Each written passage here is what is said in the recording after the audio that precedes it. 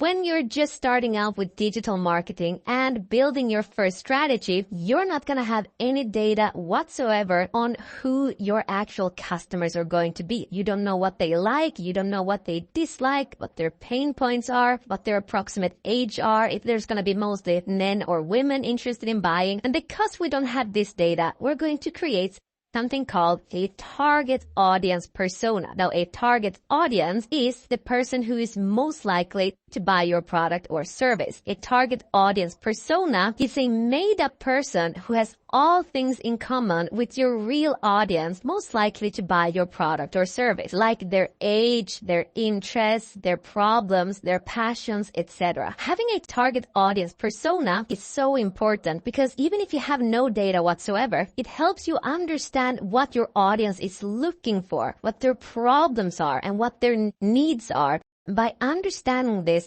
you know how to talk with them in order to connect with them. And connecting with your audience is the first step to making a sale. So let's go ahead and create our target audience persona. All we're going to do is start off by going back to our guidebook. And if you've been following from the previous lecture, which I really hope, then you should be in the My Product Details with all your product details pasted in here. And by the way, if you had a little bit too many details, there's another page here as well that you can paste information in. But just changing the sides like this, the next one is going to be target audience persona. And in this lecture, we're going to be using two prompts. This prompt is going to be to generate your target audience persona. All we're going to do is go to the guidebook and select all of this text, then I'm just gonna copy it, move back to ChatGPT, and in the same conversation, we don't create new conversations, we keep all of the same subject within the same conversation. I'm just gonna go in here and I'm going to paste that all in. Now the text is going to say, act as an expert digital marketer. Please provide a comprehensive target audience persona for a digital marketer selling, and then we're going to put in our product. And in my case, that's blue light blocking glasses. And then it's going to say, include the following information. And this is where we get really deep. It's going to include demographics, geographic location, psychographics, professional background, pain points and challenges, goals and aspirations, shopping habits and preferences, media consumption, influencers and decision makers, brand perceptions and preferences, and assume no prior audience data is available, which it isn't to us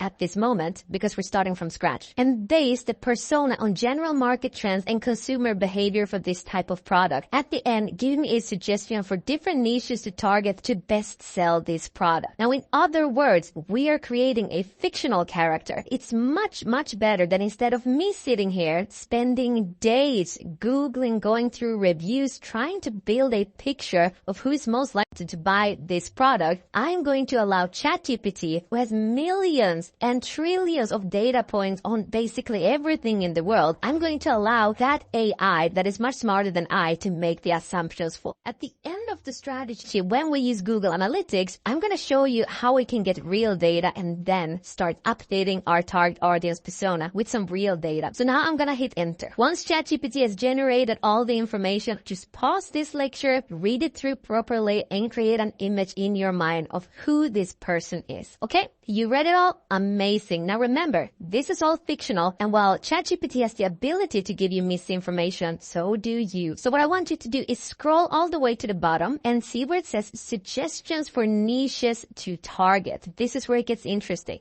I have 4 suggestions. Remote workers and freelancers who spend long hours on digital devices, gamers, professionals in tech-heavy industries such as IT and design, and health-conscious individuals who value self-care. It's going to be completely up to you which niche you decide to go into. But you need to make sure that you go into a niche, because I promise you, if you take your product, whatever it is, or if it's one of these demo products, there's going to be another store out there who is already selling it, and because they're a much bigger store than you, they're going to sell it cheaper than you, and they're going to reach more people than you, and you cannot compete with that. You can compete by making your product niched, by selling it towards a very specific set of people. For example, blue light blocking glasses for gamers. If you're going to be much more interested in buying blue light blocking glasses from a website focused on gamers than just from any glasses store who are just selling glasses, because that is more targeted towards them. So scroll all the way down and choose one of the niches. Pause this video if you need to, and once you've decided, unpause. Okay, so if you're all done, all I'm gonna do is move over to the guidebook, and we're going to move over to the second prompt. Now with the second prompt, we're actually going to update our target audience persona with the niche that we have chosen. So just below here, I'm going to copy this text just like this, head back, I'm gonna paste it in, and then I'm going to go here where it says gamers who are exposed to screens for extended times. I'm going to copy all of this, and where it says niche,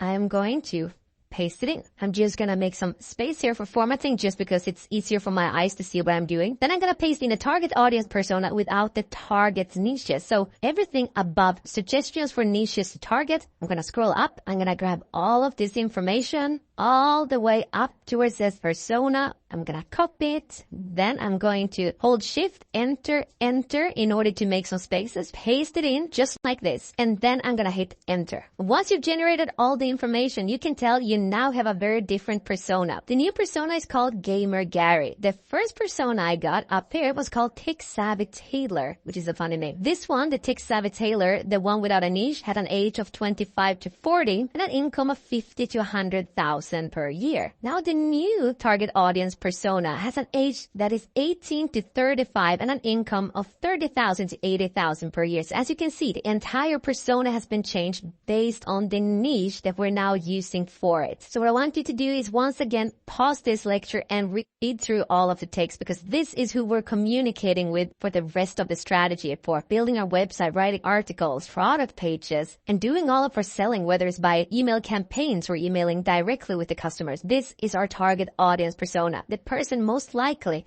to buy our product or service. So once you've read it through, what I want you to do to copy about half, which I'm going to assume just roughly right now is at about the pain points right here. I'm going to grab all of that just like this. I'm going to copy it and move to the guidebook. And where it says target audience persona, I'm going to move to the next page and the next one, because here we have my target audience persona where we can paste it in. Now these are two separate blocks. So what I'm going to need to do is I'm first going to click here and paste all of this in and make sure that it fits. So it's all the way down to pain points. I'm going to head back and then I'm going to grab the rest, goals and aspirations, grab all this info, copy it, move back and paste it in right here and just make sure that everything fits. Now we can spend a little bit of time to just format it better. So right now, for example, it's easy to see if we have demographics there, geographic locations, psychographics like this, etc. It's not important, but it's something that you can do because it's just easier to read. Make sure that when you pasted it all in, that you go up to file and click on save. You want to make sure that you have all of this information saved in your guidebook. We're going to be using this for the rest of the strategy. In the next lecture, we're going to start looking at our competitors to see what their weaknesses are and how we can exploit those weaknesses and turn them into our strengths in order to stand out from our competitors. See you in the next lecture.